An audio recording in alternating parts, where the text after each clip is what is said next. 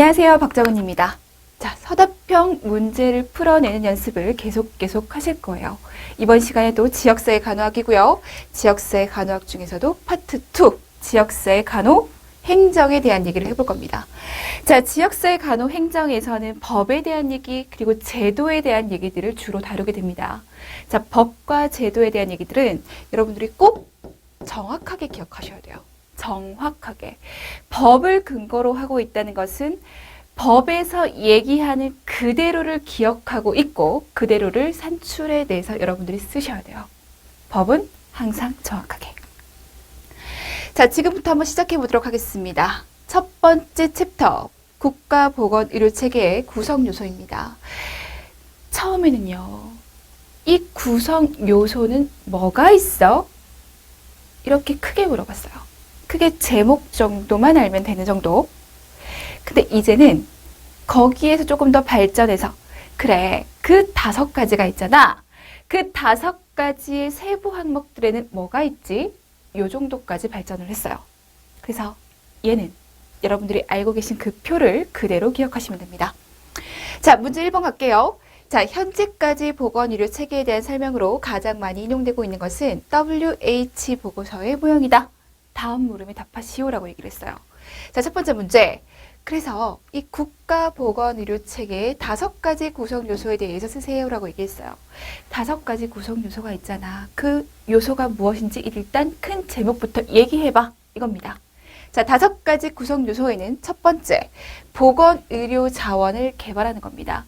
자원을 개발해서, 자원을 잘 조직화해서, 그래서 보건의료 서비스를 제공하고, 자원을 조직화해서 얘를 서비스로 제공합니다. 보건의료 서비스를 제공하고, 자, 이런 일들을 하는 데 있어서는 경제적 지원도 필요하고요. 그리고 관리도 필요하죠. 물론 이 경제적인 자원 지원이다 라고 하는 것은 경제적인 자원이 필요한 거잖아요. 얘랑 관련이 있어 보입니다만 보건의료 자원 중에 경제적인 것을 따로 떼서 생각할 겁니다. 보건의료 자원의 개발, 보건자원의 조직화, 보건의료 서비스, 경제적 지원, 그리고 관리가 되겠습니다. 자, 다음에 그림을 보고 물음에 답하시오. 이 그림을 무조건 기억하셔야 된다는 거예요. 자, 밑줄 친 기억에 해당하는 내용을 쓰세요라고 얘기를 했습니다. 자, 보건의료 자원을 개발할 거야 라고 얘기를 했어요. 그럼 이 보건의료 자원과 관련된 건 뭐가 있을까? 이렇게 물어본 겁니다. 인력이 있어. 시설이 있을 수 있지. 기기가 필요하지. 그리고 지식도 필요해. 이런 것들이 자원이 됩니다. 자원의 경제적인 것은 따로 빼서 생각한다라고 얘기를 했어요. 자원을 개발했습니다. 이 자원을 잘 조직화시킬 거예요. 국가보건당국, 의료보험기구, 보건과 관련된 정부기관, 민간기관, 독립된 민간 부분. 자, 니은 가보도록 할게요. 박스 안에 니은에 해당하는 활동에 대해서 설명하시오 라고 얘기를 했어요. 자원을 개발해서 조직화해가지고 이것을 보건의료 서비스로 전달해야죠. 보건의료 서비스를 제공해야 됩니다. 그 보건의료 서비스에 대해서 물어보고 있는 거, 이 활동에는 3가지가 있습니다. 1차 예방활동, 2차 예방활동, 3차 예방활동. 우리가 알고 있는 그게 맞아요.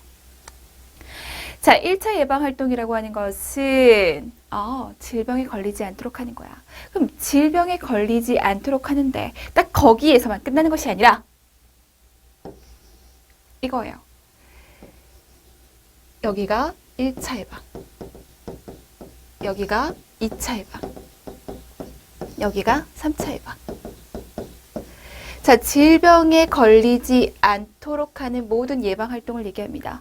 근데 질병에 걸리지 않도록 하는 것에만 초점을 맞춰져 있는 것이 아니라 건강을 증진시키는 거, 건강을 보호하는 거, 이러한 활동들이 1차 예방으로 들어갈 수 있어요. 건강 증진을 위한 활동, 그리고 질병 예방 활동, 건강을 보호하는 차원. 자, 2차 예방 활동, 질병에 걸렸잖아요. 그러면 어떤 질환으로 인한 해로운 결과를 감소시키기 위해서 조기 진단하고 조기 치료해주면 되겠어. 3차 예방, 원래의 상태로 돌아갈 수 있으면 좋겠어요.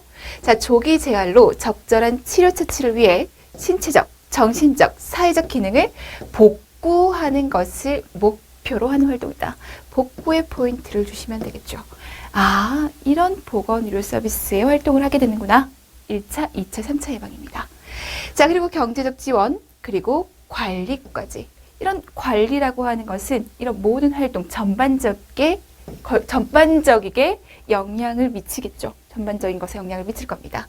자, 지도력, 의사결정, 규제 등이 있어요. 자, 문제 2번으로 가보도록 하겠습니다. 국민의료비란 직접 비용에 국한해서 일정 기간 동안 국내에 거주하는 국민이 우리나라 사람이 해외로 나가서 어떤 의료 서비스를 받는데 그에 따른 돈을 지불했어. 그건 포함 안 되는 거죠. 국내에 거주하는 국민이 건강의 회복과 유지와 증진을 위해서 보건의료 서비스에 대해서 지불한 직접 비용과 국내에서 보건의료 서비스를 받았어. 그것에 대해서 어떤 대가를 지불하게 될 거야. 그 지불한 것. 더하기 미래의 보건의료 서비스의 공급 능력 확대를 위해서 투자한 비용까지 내가 의료 서비스를 받았어. 그거에 대해서 지불했어. 그것 더하기 미래를 위해서 투자한 비용이 있을 거야. 그 두 개를 합한 걸 우리는 국민의료비라고 해. 자, 다음 물음에 답하시오라고 얘기를 했습니다. 1번 우리나라 국민의료비는 건강보험제도 확대 실시와 더불어 국민들의 의료 이용이 급증하게 되면서 자, 건강보험제도를 확대했어요. 전 국민을 대상으로 한단 말이에요. 전 국민을 대상으로 그 국민이 기본적인 보건의료 서비스를 받을 수 있도록 했습니다. 그럼 이 의료 서비스를 받는 데 있어서, 이용하는 데 있어서 돈이 들 거예요. 그럼 국민의료비는 어떻게 돼요? 올라가요. 국민들의 의료 이용이 급증했습니다. 옛날에는 먹고 살기 힘들어가지고 내가 아파도 참고 병원 안 갔는데 이제 먹고 살만해졌어요. 건강에 대한 관심이 높아졌어요. 내가 아프면 병원 가요. 자, 이렇게 의료 이용이 많아지게 되면서 어떻게 됐어요? 국민의료비는 증가하고 있다고요. 국민의료비가 계속적으로 급증하고 있어. 이런 국민의료비 증가 요인을 우리는 세 가지로 구분해서 얘기할 수 있습니다. 어떻게? 의료 수요가 증가해서. 두 번째, 의료 생산 비용이 상승돼서. 세 번째, 의학기술 발전으로 국민의료비가 상승할 수 있어. 이렇게 세 가지로 분류해서 국민의료비가 상승되는 이유를 얘기할 수 있는데 이 세 가지도 각각 자세하게 좀 더 나눠서 얘기해 볼 수 있다는 거죠. 자, 각각 두 가지 이상 쓰시오라고 얘기를 했습니다. 자, 첫 번째 측면, 의료 수요가 증가했어. 의료 서비스를 받고자 하는 그 비율이 늘어난 겁니다. 자, 소득이 증대됐어. 보건의료 서비스를 이용할 수 있는 경제적 능력이 향상됐어. 경제적 능력이 향상되다 보니까 의료 서비스를 더 많이 이용하더라. 그것이 국민의료비가 증가된 첫 번째 이유가 됩니다. 자, 두 번째, 건강보험 등과 같은 의료 보장이 확대됐어. 그로 인해 보건의료 서비스 이용에 대한 접근도 증가했어요. 옛날에는 병원비를 내려면 돈을 엄청 들여야 했단 말이에요. 근데 이제는 어느 정도 보장을 해주다 보니까 나는 조금만 돈을 내도 의료 서비스를 받을 수 있어요. 접근도가 굉장히 높아진 거죠. 그로 인해서 국민의료비가 높아졌다. 인구 집단의 노령화, 사회 간접 시설의 발전으로 보건의료 서비스의 접근성이 향상됐다. 인구 집단이 노령화됐다. 그러면 계속적으로 의료 서비스를 요구하는 국민의 비율이 늘어날 수밖에 없는 상황. 거기에다가 사회 간접 시설이 발전됐다. 그 간접 시설에서 뭘 제공해줘요? 보건의료 서비스를 제공해준다고요. 그러니까 내가 보건의료 서비스를 받을 수 있는 그 매체가, 그 기구가 많아졌다는 얘기입니다. 그 시설이 많아졌다는 얘기예요. 접근도가 역시 올라간 거예요. 접근도가 올라가니까 그만큼 서비스 많이 받겠죠. 그만큼 국민의료비 올라갈 수밖에 없습니다. 자, 공급자에 의한 유인 수요도 증가하고 있습니다. 자, 두 번째 분류로 얘기해 보자면 의료 생산 비용이 증가했습니다. 자, 전반적인 임금 상승과 함께 보건의료 서비스 종사자들의 임금이 상승됐다. 자, 우리가 어떤 사업을 하는 데 있어서 가장 많이 드는 곳. 내가 사업을 해. 뭐 이것도 돈이 많이 들고 이것도 돈이 들지. 그런데 돈이 많이 드는 비율로 치면 임금이 가장 많이 돈이 든다고 하죠. 이 의료 서비스를 제공하는 사람들의 임금이 올라갔어. 그러면 이 사업을 하는데 돈이 더 많이 든다는 거죠. 의료 서비스에 대한 사업이잖아요. 그만큼 국민 의료비가 높아질 수밖에 없다고요. 보건의료 서비스를 생산에 투입하는데 재료비의 가격이 올라가서 그래요. 재료비가 올라가니까 그만큼 의료 서비스에 대한 돈이 올라갈 수밖에요.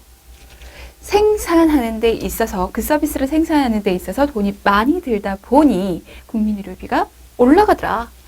자, 의학기술이 발전했습니다. 새로운 진단, 치료 기술이 계속 개발, 이용됨에 따라 보건의료 서비스의 가격 자체가 상승하게 되었다.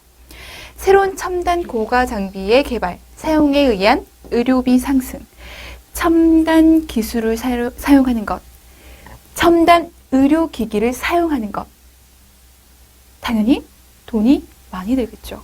그로 인해서 국민의료비가 높아질 수가 있습니다. 국민의료비가 이러한 이유로 상승되고 있다. 국민의료비의 상승에 대해서 이해해 두셔야 됩니다. 자, 국민의료비가 이러한 이유로 인해서 상승된다는 것을 알았어요. 근데 국민의료비가 계속적으로 상승하면 안 되잖아요. 이것을 좀 억제시켜 줄 필요가 있어요. 그럼 어떻게 억제할 것인가? 그 억제에 대한 얘기를 해야 됩니다. 다음은 국민의료비 증가 억제 대책에 관한 내용이다. 다음을 읽고 작성 방법에 따라 서술하시오라고 되어 있습니다. 자, 작성 방법부터 먼저 봐야 돼요. 자료의 내용 중 잘못된 내용 두 가지를 찾아서 바르게 고쳐쓰래요. 우리가 첫 문장부터 마지막 문장까지 꼼꼼하게 봐야 된다는 것을 얘기해 줍니다. 자, 괄호 안에 기역, 니은, 디귿, 리을에 해당하는 내용을 차례대로 쓰시오. 미주친 A의 종류 세 가지를 쓰시오라고 되어 있어요. 자, 보겠습니다. 본문으로 들어가 봤더니 자, 국민의료비 증가 억제 대책에 대해서 보도록 하겠습니다. 자, 억제 대책 역시 우리가 좀 구분지어서 얘기해 볼 수 있어요. 국민의료비 증가 억제를 위한 대책은 소비자 측면에서, 의료 제공자 측면에서, 국가 통제 측면에서 이렇게 세 가지로 구분해서 억제할 수 있습니다. 자, 첫 번째 소비자 측면입니다. 자, 소비자 측면에서 어떻게 국민의료비를 억제시킬 것인가? 소비자는 의료 서비스를 이용하는 사람. 그러면 무분별하게 너무 과잉해서 이용하게 되면 국민 의료비가 증가하겠죠. 그러니까 무조건적으로 국민 의료 서비스를, 자, 의료 서비스를 받을 수 있도록 보장해 줄게. 이게 좀 그런 거죠. 어느 정도 책임감 있게 의료 서비스를 이용할 수 있도록 대책을 세울 겁니다. 너무 무료로 해줄게 이런 개념으로 가지 않을 거예요. 자, 보세요.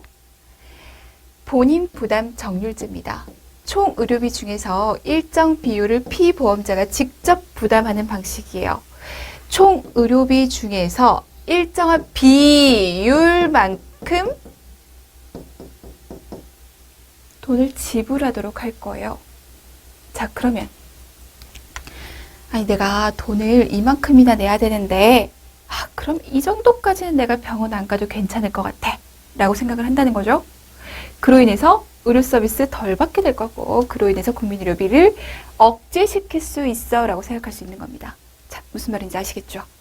그 억제 대책에 대해서 조금 더 보도록 할게요. 총 의료비 중에서 일정 금액을 피보험자가 부담하는 방식이다. 얘는 일정한 비율만큼 내는 거고 얘는 일정한 금액만큼 내는 거예요.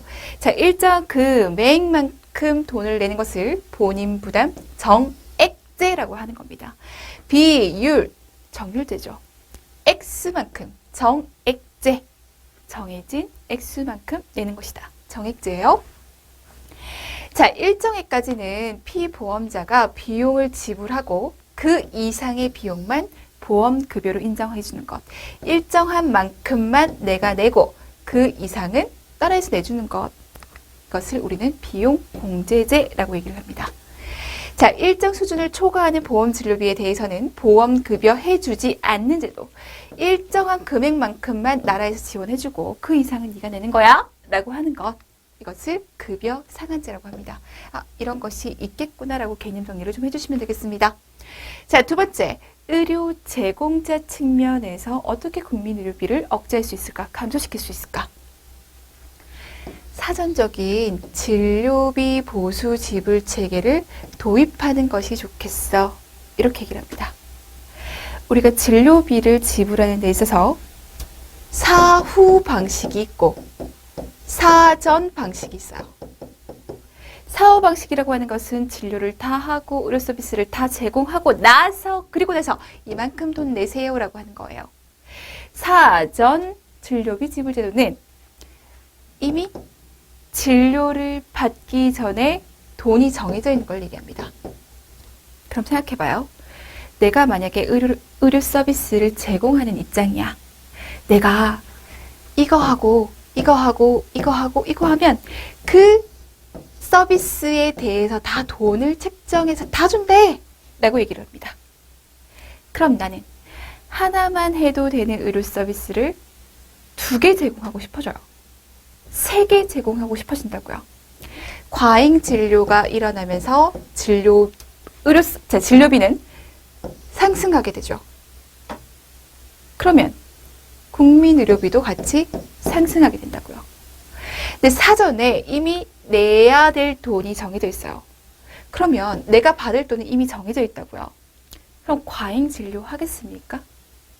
이미 내가 받을 돈은 정해져 있는데 내가 서비스를 제공하면 제공할수록 남는 돈은 줄어드는데 그러니까 과잉 진료할 가능성이 거의 없죠. 사전적인 진료비 보수 지불 체계를 도입하게 되면 국민 의료비가 감소될 수 있다. 자, 그래서 여기에 뭐가 있는데? 라고 물었습니다. 사전적인 진료비 보수 지불 체계의 종류 3가지 이상을 쓰시오. 미국의 HMO 제도, 포괄수가제, 인두제, 봉급제, 일당 지불제, 총액계약제가 있습니다. 아, 이런 것들이 있구나부터 먼저 기억을 해두셔야 돼요. 자, 신식 의료 장비를 도입한다. 의료 제공자 측면에서 신식 의료 장비를 도입하게 되면 국민 의료비가 감소될 수 있어라고 얘기합니다. 맞나요? 신식이라고 하는 것은 그만큼 최첨단이라고 하는 것은 그만큼 돈이 많이 들어요. 서비스를 제공하는 데 있어서 돈이 많이 든다는 것은 그만큼 국민 의료비가 증가된다는 얘기예요. 그러니까 얘가 틀린 내용 첫 번째가 됩니다. 자, 무절제한 고가의 의료 장비의 도입을 막아주는 것이 억제 대책이 될 수 있다. 자, 입원에 대한 적정성을 검토해서 입원 치료보다는 통원 치료를 권하도록 한다. 입원 치료, 통원 치료, 어느 것이 돈이 더 많이 듭니까? 당연히 입원 치료가 돈이 더 많이 들죠. 입원 치료 무조건 시키지 말고 통원 치료 가능하면 통원 치료 하도록 해서 의료비를 억제하는 것이 좋겠어? 라고 하는 겁니다. 자, 이번에는 국가 통제 측면에서 얘기를 해봅시다. 진료 과정 시에 서비스 양이나 의료의 질, 의료 수가 등을 조절해서 통제할 수 있도록 하자. 통제할 수 있는 것들 통제해서 국민 의료비 감소시키자. 병상 수를 증가시키고 고가의 의료 장비 도입을 억제하는 방안을 고려해야 하고 입원이나 치료의 적절성을 검토하는 등의 건강보험 심사평가를 강화해서 부적절한 치료를 예방할 수 있도록 하다. 과잉 진료하는 것을 막고 너무 고가의 의료 장비 도입하는 것을 억제하자. 좋은 얘기예요. 그런데 여기에도 틀린 얘기가 있죠. 뭐가 틀린 얘기예요? 병상수 증가시키는 거. 병상수를 증가시킨다는 얘기는 그만큼 환자를 많이 입원시키겠다는 얘기. 환자를 그만큼 많이 입원시킨다는 얘기는 그만큼 국민 의료비가 증가된다는 얘기. 그래서 얘가 틀린 얘기예요. 자, 병상수의 과다 증가를 억제하는 것이 좋습니다. 요거 한번 보고 가자고요. 진료비 지불 제도의 유형. 지불 보상 제도를 사전 보상과 사후 보상으로 나눌 수 있습니다. 사전보상에는 총액계약제, 포괄수가제, 인도제, 그리고 봉급제 이런 것들이 있죠. 사후 보상에는 행위별 수가제가 있습니다. 자, 대표적인 거 하나씩 꼽으라고 한다면 행위별 수가제와 포괄수가제가 되겠죠. 이걸 우리가 DRG라고도 얘기를 합니다. 자, 너무 중요한 얘기들이에요. 이것들에 대해서 첫 번째 뭐 하셔야 돼요? 특징하셔야 돼요. 이러한 특징을 가진 진료비 지불제도야. 그리고 이러한 진료비 지불제도가 이러한 장점과 이러한 단점이 있어. 이렇게 세 가지를 챙겨가셔야 돼요. 첫 번째는 뭐 하는 것부터? 분류하는 것부터. 그 다음에 각각의 특징과 각각의 장단점을 꼭 잡아가셔야 됩니다. 자, 사전 보상 방식은 진료비를 억제하는 데 도움이 된다라고 하는 것도 포인트 잡고 갈게요. 문제 넘어가 보도록 하겠습니다. 자, 소비자에게 제공된 서비스의 단위당 가격에 서비스의 양을 곱한 만큼 지불하는 것으로 서비스 항목별, 진단, 치료, 투약 서비스와 같은 행위 하나하나에 대해서 진료비를 책정하는 진료비 지불제도의 명칭을 쓰고 장점과 단점에 대해서 4가지씩 쓰래요. 자, 이런 특징들을 얘기하고 이러한 특징을 가진 진료비 지불제도 뭐야? 그 명칭 써. 그리고 장점, 단점 알고 있지? 라고 물어봅니다. 자, 소비자에게 제공된 서비스의 단위당 가격에 서비스의 양을 곱한대요. 내가 이거 했고, 이거 했고, 이거 했고, 이거 했어. 얘는 가격이 얼마고, 얘는 가격이 얼마고, 얘는 가격이 얼마고. 그래서 이만큼의 가격이 나왔어. 라고 하는 것. 이걸 우리는 뭐라고 얘기해요? 우리는 행위별 수가제라고 얘기합니다. 내가 한 행위에 따라, 행위마다, 행위별로 수가를 주는 거죠. 행위별 수가제. 사후에 우리가 지불하는 그런 보상 방법입니다. 내가 행위하고 나서, 그리고 나서 돈을 받는 거니까 행위별 수가제예요. 이 행위별 수가제의 장점, 단점 무조건 기억하셔야 됩니다. 자, 행위별 수가제, 의사의 환자 진료 재량권이 커집니다. 내가 이 환자 봤더니 이 환자는 이것도 필요할 것 같고 이것도 필요할 것, 이것도 필요할 것 같아. 근데 내가 필요한 것들에 대해서 의료 서비스를 제공하는 데 있어서 어떤 제약이 전혀 없어요. 내가 제약이 없다 보니까 내가 마음껏 의료 행위를 할 수 있는 거죠. 의사의 환자 진료 재량권이 커집니다. 의료인의 자율성이 보장되게 되죠. 그러면 그만큼 양질의 의료를 유지할 수 있습니다. 그리고 내가 옛날에 하던 방식이 있고 내가 요새 새로 나온 최신의 방식이 있는데 얘는 만약에 100원이고 얘는 만약에 1000원이에요. 그럼 뭘 행위할까요? 당연히 얘를 행위하겠죠. 그럼 의료의 수준이 어떻게 돼요? 올라가게 돼요. 양질의 의료가 계속적으로 제공되고 유지될 수 있습니다. 환자들은 최선의 진료를 받을 수 있고 첨단 과학기술을 응용한 고급 의료 기술의 개발에도 크게 기여할 수 있어요. 내가 이 행위를 하면 이렇게 돈을 받을 수 있어. 어떤 행위를 하면 돈을 많이 벌 수 있을까? 라고 생각하면서 이해를 해보세요. 자, 단점 볼게요. 단점은 이게 최고인 거죠. 과잉진료. 이게 최고예요. 굳이 하지 않아도 될 의료를 제공해 놓고 그것에 대해서도 다 돈을 받는 거예요. 그로 인해 국민의료비는 상승할 수 있습니다. 자, 예방보다 치료에 중점을 둘 가능성이 커집니다. 왜냐하면 예방보다 치료가 돈이 더 많이 들거든요. 돈을 더 많이 벌 수 있어요. 진료비 청구와 심사에 따르는 행정 업무가 너무너무 복잡해집니다. 그 행위 하나마다 다 수가를 정해야 되잖아요. 그러니 당연히 복잡해질 수 있어요. 개별 항목의 의료 서비스마다 수가를 정해야 되기 때문에 의료 제공자와 의료 보장 조직 간의 마찰이 불가피하다. 수가 정하는 것이 복잡해질 수 있다. 보건의료의 수준과 자원이 지역적, 사회 계층적으로 불균등하게 분포된다. 자, 돈이 많은 사람, 돈이 적은 사람, 당연히 불평등이 생겨날 수밖에 없습니다. 돈이 많은 사람만 최고 수준의 서비스를 받을 수 있어요. 다음 문제. 자, DRG 지불 제도에 대해 설명하고 장점과 단점에 대해 설명하시오라고 얘기를 했습니다. 자, DRG, 다이아그노시스, 뭐예요? 진단에 따라서 related, 진단을 기준해서 우리가 그룹핑 시킬 거야. 이렇게 얘기를 해요. 뭐에 대해서 얘기하는 거죠? 포괄숙가제에 대해서 얘기를 하는 거죠. 포괄숙가제의 특징, 장점, 단점에 대해서 얘기하라고 하는 겁니다.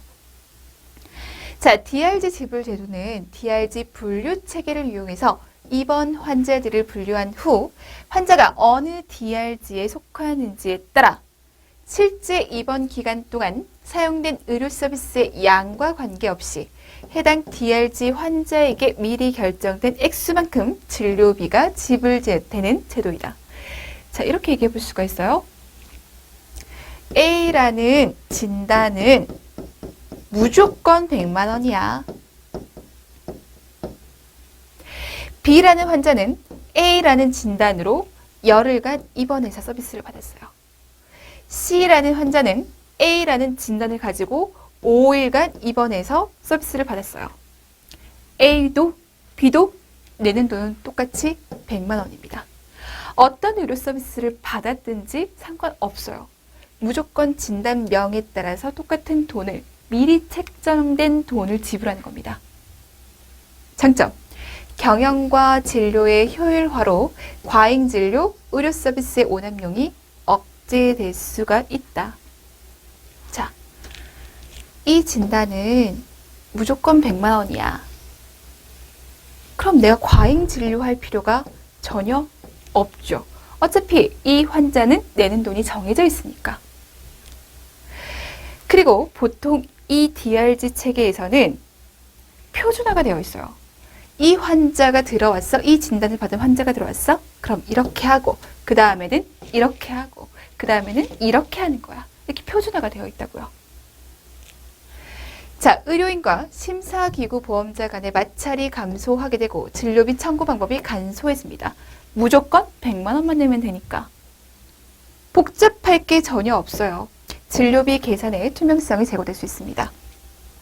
단점, 비용을 줄이기 위해 서비스 제공을 최소화해서 의료의 질적 수준이 저하될 수가 있다.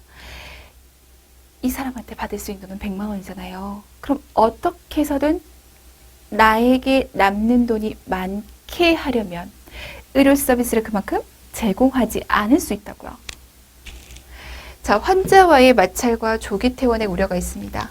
DRG 코드 조작으로 의료기관의 허위, 부당 청구의 우려가 있고, 그리고 의료의 다양성이 반영되지 않기 때문에 의료기관의 불만이 크고 제도 수용성이 낮을 수 있습니다. 내가 똑같은 진단명으로 이 병원에 입원하긴 했지만 그래도 어떻게 모두 다 똑같은 증상을 보이냐고요. 케이스 바이 케이스가 안 되는 상황인 거죠. 개별적인 의료 서비스가 안 된다고요. 그로 인한 문제점이 나타날 수 있다는 겁니다. 자, 괄호 안에 기역, 니은, 디귿에 해당하는 내용을 차례대로 쓰시오라고 되어 있습니다. 자, 장점, 단점. 아, 장점과 단점을 보고 어떤 진료비 지불 제도인지 써봐라 이렇게 얘기를 하는 거네요. 자, 영국의 NHS 국가보건서비스와 같은 국영의료체계에서 적용하고 있다.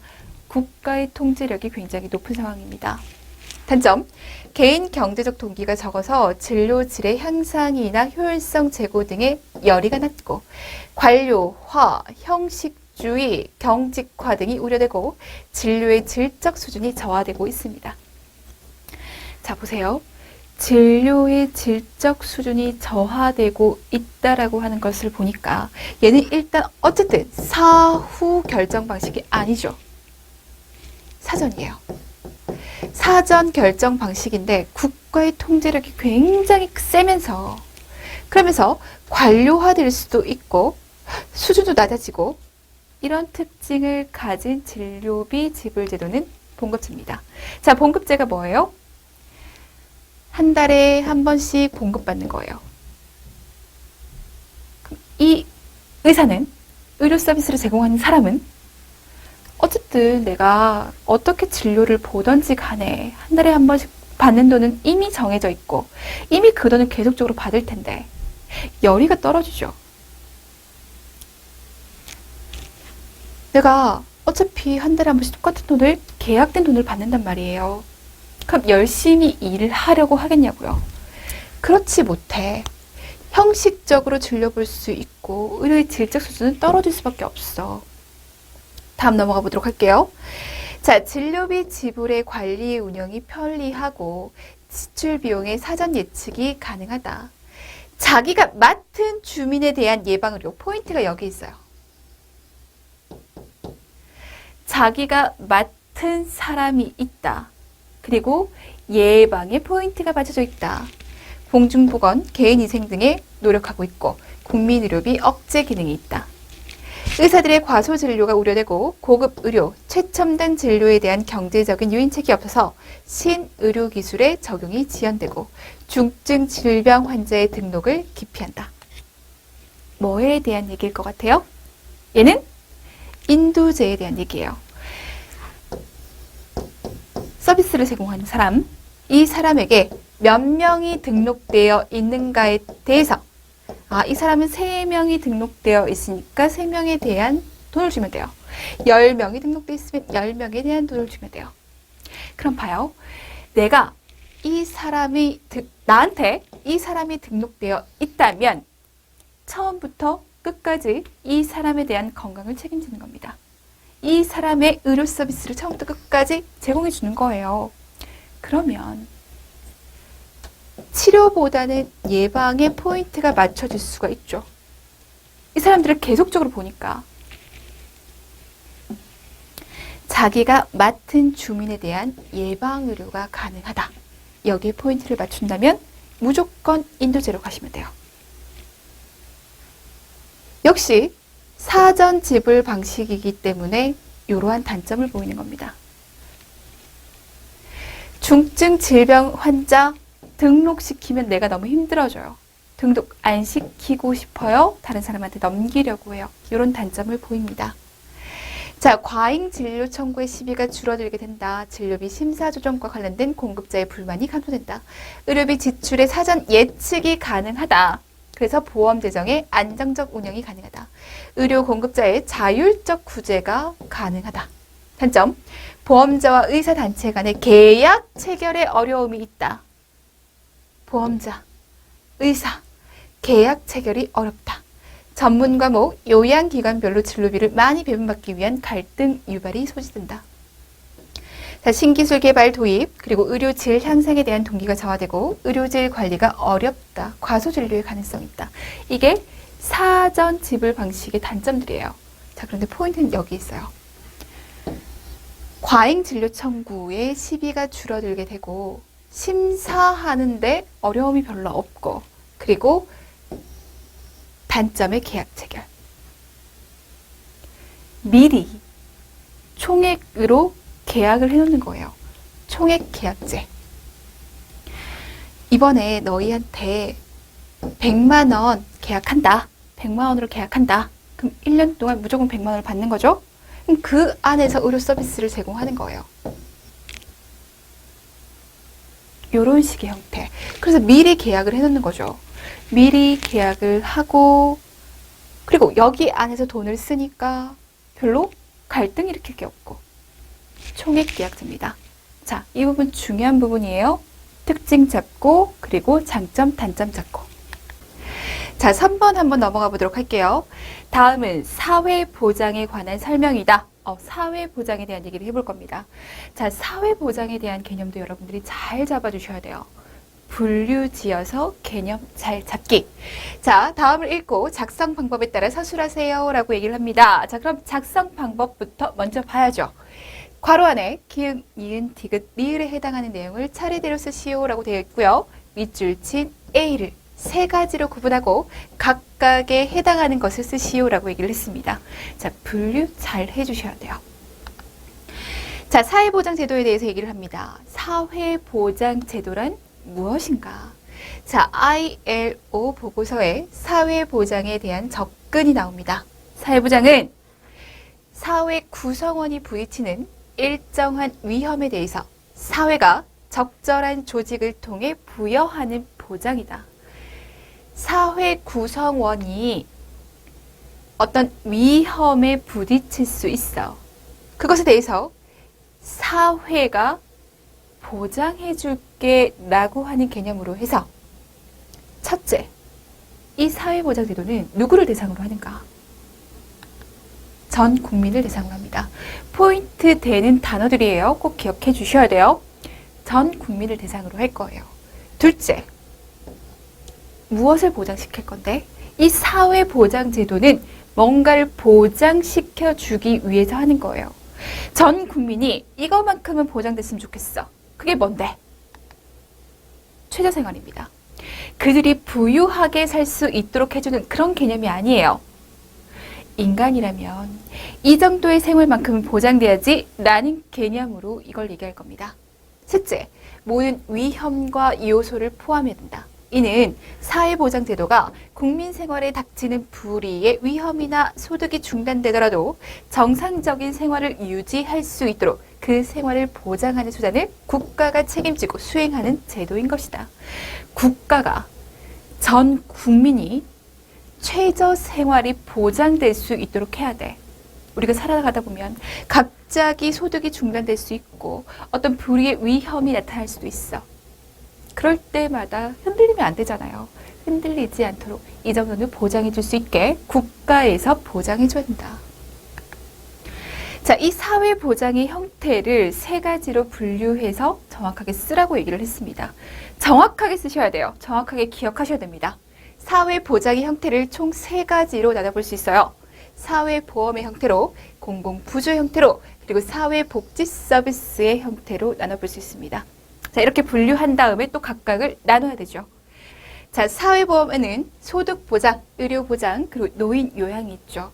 이 소득보장에는 산재보험, 연금보험, 고용보험이 있고 의료보장에는 건강보험, 산재보험, 노인요양에는 노인장기요양보험이 있습니다.